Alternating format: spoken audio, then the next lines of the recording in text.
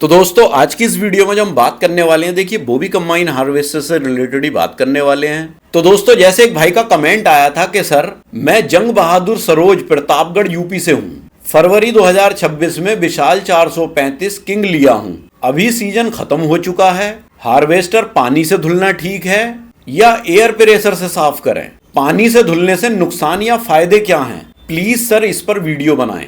तो दोस्तों इस तरह से भाई का कमेंट था। तो आज हम बात करने वाले हैं इसी टॉपिक पर जो हर कंबाइन हार्वेस्टर ओनर के लिए जरूरी है। तो वीडियो में लास्ट तक बने रहें क्योंकि हम जो बोलते हैं सच बोलते हैं। और चैनल पे अगर नए हैं तो देखिए चैनल को सब्सक्राइब कर लें। तो आइए वीडियो शुरू करते हैं। तो दोस्तों गेहूं कटाई खत्म होने के बाद हर किसी के दिमाग में एक सवाल आता है, क्या कंबाइन हार्वेस्टर को पानी से धोना चाहिए या सिर्फ एयर प्रेशर से साफ करना चाहिए। कुछ लोग बोलते हैं कि पानी से वॉश करने से मशीन बिल्कुल साफ लगती है, मतलब कि नई लगती है बिल्कुल।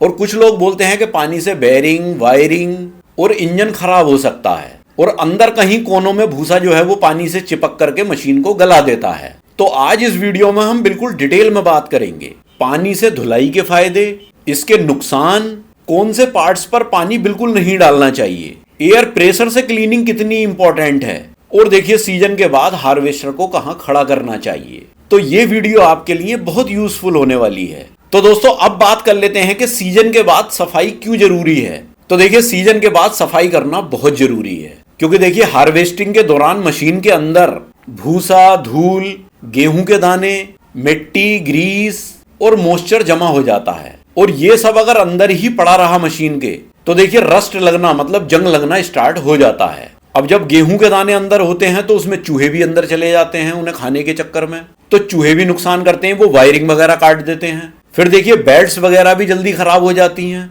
और बेरिंग्स वगैरह भी जाम हो जाते हैं और अगला सीजन आते आते मशीन की हालत खराब हो जाती है। इसीलिए सीजन के बाद प्रॉपर क्लीनिंग और मेंटेनेंस बहुत इंपॉर्टेंट है। अब देखिए दोस्तों ये तो बात हुई कि सीजन के बाद सफाई क्यों जरूरी है। अब बात कर लेते हैं एयर प्रेशर से क्लीनिंग के क्या फायदे हैं।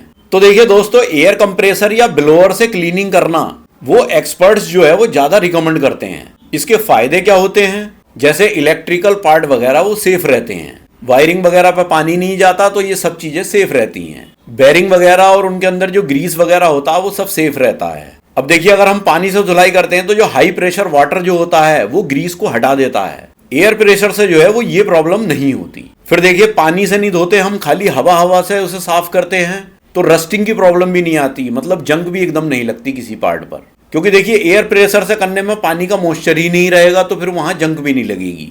इंजन वगैरह के जो सेंसर्स वगैरह होते हैं वो सब सेफ रहते हैं एयर प्रेशर से, क्योंकि देखिए आज के टाइम में जितनी भी मॉडर्न हार्वेस्टर्स हैं उनमें जो सेंसर्स और इलेक्ट्रिकल सिस्टम जो होता है वो बहुत सेंसिटिव होता है, मतलब बहुत नाजुक चीजें होती हैं वो, तो एयर प्रेशर से क्लीनिंग में वो चीजें जो है वो बिल्कुल सेफ रहती हैं। फिर देखिए हिडन कॉर्नर्स वगैरह जो होते हैं मशीन के अंदर, जैसे कोई छुपे हुए जहां आप प्रेशर से पानी नहीं मार पाते वहां पर एयर प्रेशर से जो है वो हवा पहुंच जाती है, तो एयर प्रेशर से अंदर का भूसा वगैरह जो है वो उड़ करके निकल जाता है। कभी कभी पानी जो है सीधे तरीके से वहां नहीं पहुंच पाता तो वो भूसा जो है पानी पकड़ करके वो वहीं जम जाता है और एयर प्रेशर से वो भूसा धूल बन करके उड़ जाता है। तो ये तो फायदे हैं देखिए एयर प्रेशर से क्लीनिंग के।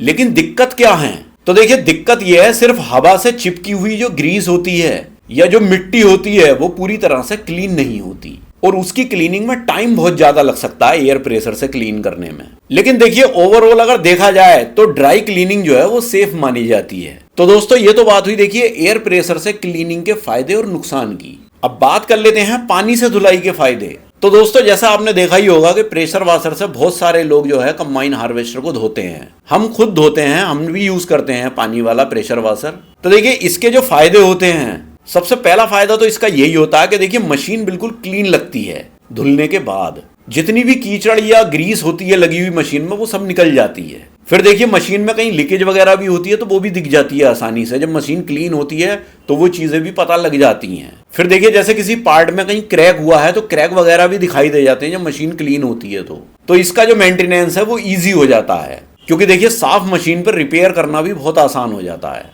फिर देखिए नई जैसी कंबाइन हार्वेस्टर अगर आपकी खड़ी होती है और आप उसे सेल करना चाहते हो तो उसकी रिसेल वैल्यू भी अच्छी मिल जाती है, क्योंकि देखिए क्लीन मशीन देख करके कस्टमर जो है वो इंप्रेस होता है। तो देखिए पानी से वॉश करने के भी फायदे हैं, लेकिन देखिए पानी से धुलाई के बड़े नुकसान भी हैं। अब नुकसान की बात कर लेते हैं। तो देखिए दोस्तों, सबसे पहला नुकसान तो इसमें यही होता है कि देखिए बेरिंग वगैरह डैमेज हो जाते हैं, क्योंकि देखिए हाई प्रेशर जो वाटर होता है वो बेरिंग के अंदर घुस सकता है और उस बेरिंग की जो ग्रीस वगैरह है वो बाहर निकल जाती है और थोड़ा बहुत पानी बेरिंग के अंदर भी रह जाता है, जिसकी वजह से बेरिंग जो है वो जल्दी खराब होने लगते हैं। फिर दूसरा है देखिए रस्टिंग, जंग का लगना।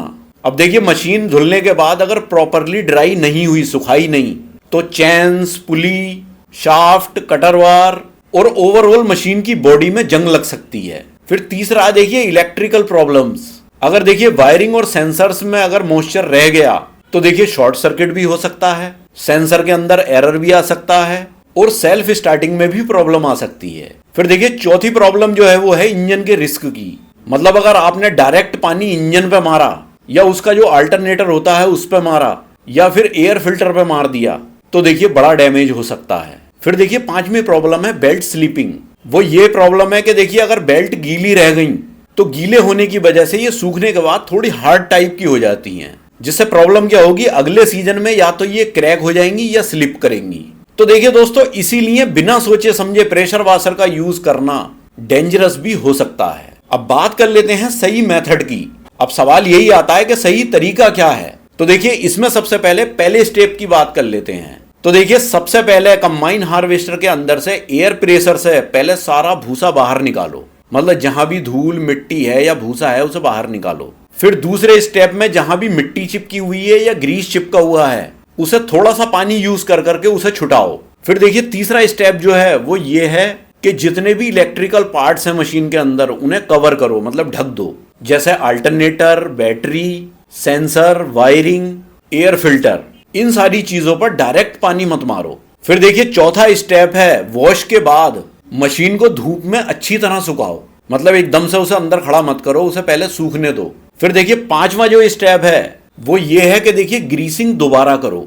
वो इसलिए जरूरी है कि देखिए जैसे मशीन आपकी सूख गई उसके बाद दोबारा ग्रीसिंग करो, क्योंकि देखिए धोने के बाद में ग्रीस कम हो जाती है पुर्जों में, तो ग्रीस दोबारा हो जाएगा तो जंग के चांसेस ना के बराबर हो जाते हैं। फिर देखिए छठा जो स्टेप है वो ये है कि देखिए जितनी भी चेन्स वगैरह हैं या जो भी मूविंग पार्ट्स हैं उन पर ऑयल का स्प्रे करो, मतलब जिससे कि वो चिकने रहें। फिर देखिए लास्ट और सातवां स्टेप जो है वो ये है कि देखिए मशीन को शेड के अंदर पार्क करो, मतलब छांव में खड़ा करो अंदर। तो देखिए दोस्तों, ये तो है सही तरीका कि सीजन के बाद आप कंबाइन हार्वेस्टर की केयर कैसे करें। अब देखिए सीजन के बाद अगर आपकी कंबाइन हार्वेस्टर ज्यादा लंबे समय खड़ी हो रही है तो मतलब लॉन्ग स्टोरेज की टिप्स भी मैं आपको बता दूं, आपको क्या करना चाहिए ज्यादा लंबा समय खड़े करने के लिए मशीन को। जैसे अगर आपकी मशीन सीजन खत्म होने के बाद 5-6 महीने जो है वो खड़ी रहनी है तो देखिए उसका जो टायर प्रेशर है वो मेंटेन रखो। टायर में हवा कम नहीं होनी चाहिए अगर ज्यादा दिनों तक मशीन खड़ी है तो। अगर देखिए हवा कम होगी तो टायर चटक जाते हैं, तो उसकी हवा कम नहीं होने देना। फिर देखिए बैटरी के जो टर्मिनल होते हैं उन्हें डिस्कनेक्ट कर दो। फिर देखिए हर 15-20 दिन के अंदर इंजन को स्टार्ट करके देखो कंबाइन हार्वेस्टर को, और पार्ट्स वगैरह में ग्रीसिंग कंप्लीट रखो। अगर आप ये सब चीजें करोगे तो अगले सीजन में मशीन बिना टेंशन के चलेगी। तो फाइनली दोस्तों, अब आप समझ गए होंगे कि सिर्फ पानी से वॉश करना सही नहीं है और सिर्फ हवा भी हर जगह एनफ नहीं होती। तो बेस्ट तरीका तो यही है कि दोनों एयर प्रेशर और लिमिटेड वाटर, इनसे ही क्लीनिंग करो। और सबसे इंपॉर्टेंट बात, वॉश के बाद प्रॉपर ड्राइंग और ग्रीसिंग जरूर करें। या फिर आप देखिए अपना एक्सपीरियंस कमेंट में जरूर बताना, आप हार्वेस्टर को पानी से धोते हैं या एयर प्रेशर से क्लीन करते हैं, ये कमेंट में जरूर बताना। वीडियो अगर आपको पसंद आई हो तो लाइक जरूर करना और चैनल को सब्सक्राइब भी करना। तो मिलते हैं इसी तरह की किसी नेक्स्ट वीडियो में, तब तक के लिए थैंक यू, बाय।